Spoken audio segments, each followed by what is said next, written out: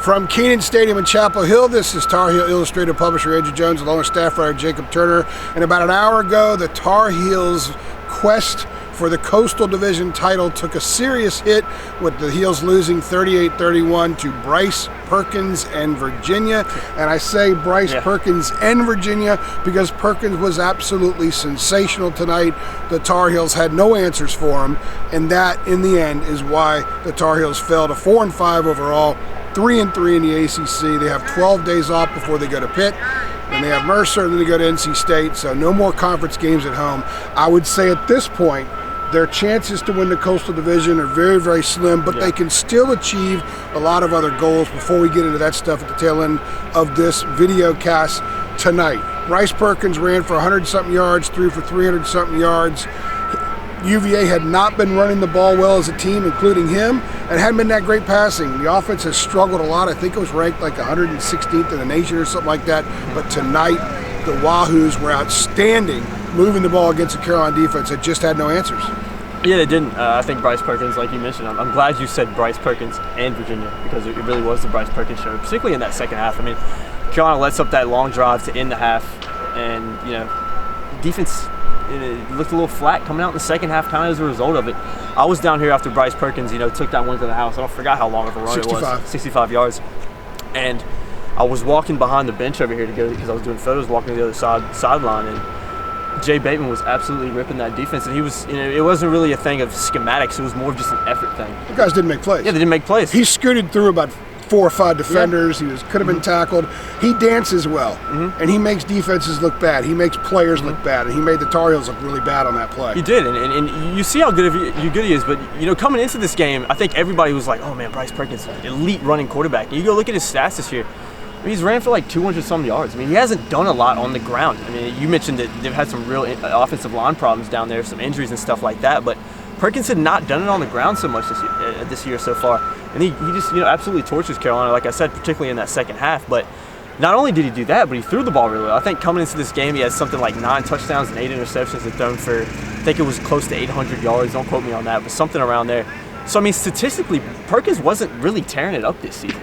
But he came in tonight and looked like a Heisman candidate. And we've seen teams come in here, not only coming to Kenan, but just play Carolina in general. And, you got these guys that just show out and have great games against them, and Carolina has no answer for them. And we saw that with Bryce Perkins tonight. The key stretch was the last drive of the first half, 2 minutes and 6 seconds left. Virginia goes 78 yards. Yeah. They ran 13 plays. He was 9 for 13 for all 78 yards, gets a touchdown to tie it up right before the half. Carolina's defense has struggled at the end of first halves more than a few times this season, and then UVA gets the ball to start the second half, 10-yard pass play, and then he goes 65 yards for a touchdown. So in a span of 15 plays, they gained 153 yards, scored 2 touchdowns, and those 2 touchdowns were scored over a span of 48 game seconds. The game was flipped at that point. Carolina never caught them again, even though the Tar Heels kept pushing. Again, major kudos to this program, this team, this coaching staff, the leaders on this team, that they kept fighting, because I was writing stuff up there thinking, okay, the game's probably over, so because we have so much to do, you start writing toward that angle. And then I had to stop.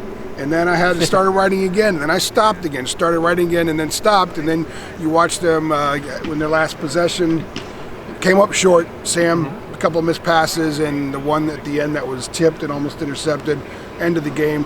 Tar Heels, they still grew, and I think they'll learn from this, but this is one of those games that you could see it in Mac Brown's face at the post-game press conference. If you go back and look at the other losses, Wake Forest, they weren't ready. They charged hard at the end, they weren't ready. That was the reason. They go App State the next week, they weren't really ready again. Lost because they had a field goal blocked on the last play of the game.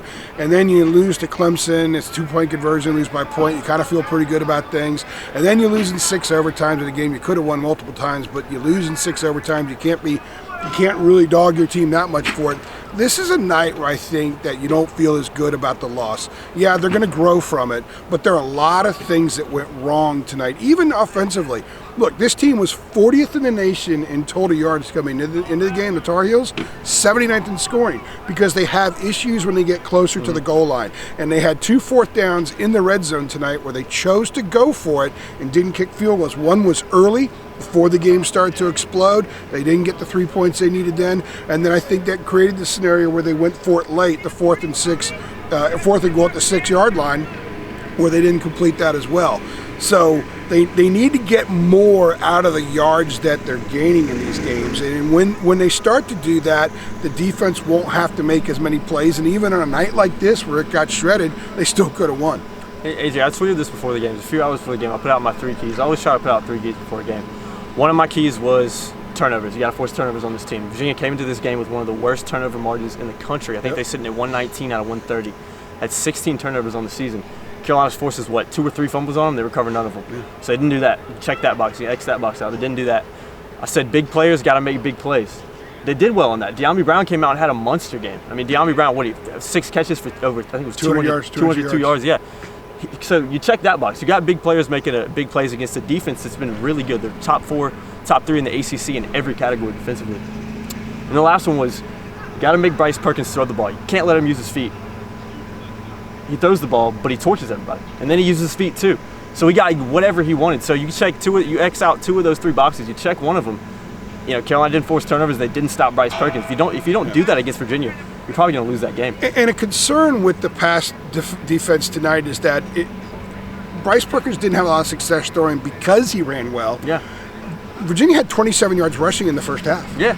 He didn't run at all on that last drive to close out the half. He was 9 for 13 for 78 yards. Clinic, yeah. And then the first offensive play of the second half was a 10-yard pass play. Mm-hmm. Then came the 65-yard run. And then I really think Carolina's defense was on its heels a lot, and it took a while to regroup. They finally did. They made some plays in the fourth quarter, gave the offense a chance to win the game, or at least tie it up, and the offense moved the ball again, but they were unable to cash in. This is going to be one of the more unpleasant game films for this team because they did so much offensively, enough to win the game, but they didn't do it defensively. And a week after the defense came up big, won the game for them, Jay Bateman called a play, knew what Duke was going to run.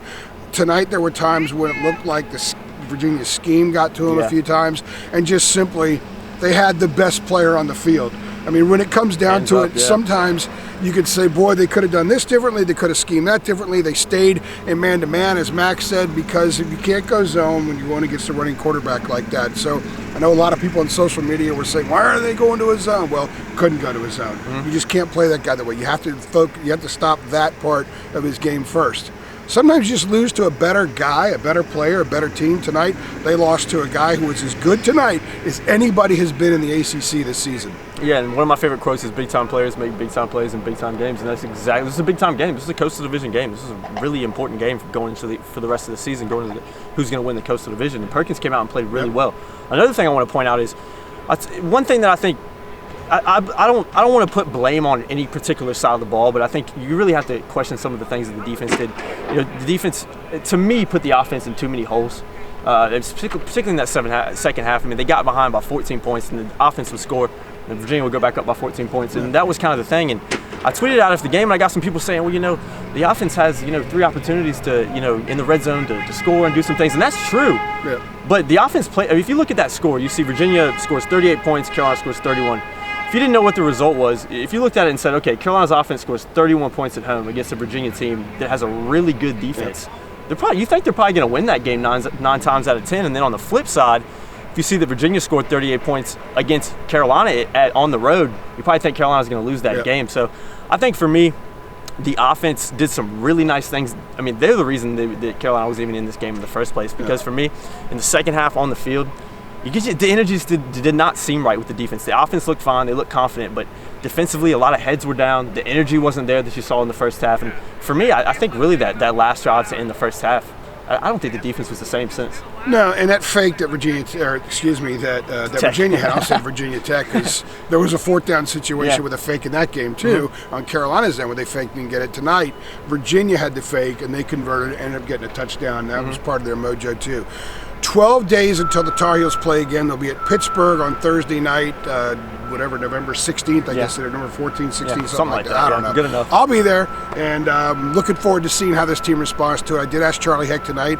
You guys are constantly emptying the tank every week. You guys are at a point every week where you have to pick yourselves up either after an emotional win, and that's a lot harder than a lot of people realize, and after an emotional loss. And at some point you wonder, when are they going to run out of being able to go through these situations. Yeah. But they got 12 days. They got to get it through their system. They still have a big game. This club's goal initially, one of the first goals was to make a bowl game, and they have 3 more opportunities to win 2 games. You figure Mercer's going to be a win against an SCS team, so they're going to have to either win at Pitt or at NC State. And there's real possible that Carolina and NC State could be 5 and 6 going into Carter Finley. The winner goes to a bowl. The winner does not. So that'd be a fun game. That's a few weeks down the road. We'll hit on that, but obviously we won't do one of these for another 12 days because that's when the Tar Heels play next. But they're 4 and 5 now, and I think, to be honest with you, some people are saying, well, they could be 9 and 0, they could be 7 and 2, they could be 1 and 8. Yeah. Well, I think they're a 4 and 5 team. I think they're a 4 and 5 team that has shown tremendous growth and a lot of potential, and this is a big, giant bridge to 2020, and that bridge will connect to 2021. So even in defeat tonight, there were a lot of good things that happened. Sam Howell, I was talking to some of the Virginia writers, and he could play. They were really impressed. Virginia hadn't given up 400 yards in a game this year. No, their defense Carolina is good. went for like 539. Yeah. So they can still build on this, but I think right now, if you're a Carolina fan, you're a 4 and 5 team. And that's okay, because a 4 and 5 team right now, with the direction everything's going, is much better shape than this program's been in for a few years. Yeah, and you see it happen. I mean, when a new regime comes in, especially when you think about how Carolina's been over the past 2 years. I mean, they won 5 games in 2 years. You see a new staff come in. It happens all over the country. You get an up and down team. You get a team that's shown some signs of improvement. And then you get some games where they lose, and just because there's a lot of growth that this team has to do. They got a heck of a recruiting class coming in next year, so things are on the up and up here for sure. But I mean, make no mistakes about it. Tonight's a tough loss and a game that Carolina had a lot of opportunities to win. He's Jacob Turner. I'm Andrew Jones. This is TarHeelIllustrated.com and also Tar Heel Illustrated on YouTube. Click like on this video, subscribe to this channel so you get all of our notifications with a ton of stuff. We've got a lot of cool basketball stuff from last night. We're still going to roll out, and I'm looking forward to closing out this football season, getting into basketball. We got lots and lots of cool stuff for you guys. So subscribe to the channel and hang out with us because it's exploding, and there's lots of people. It's growing. It's growing like crazy. It's awesome to see. It's growing like crazy because of Jacob. This guy right here, man. All right, he's Jacob. I'm AJ. Thanks for stopping by.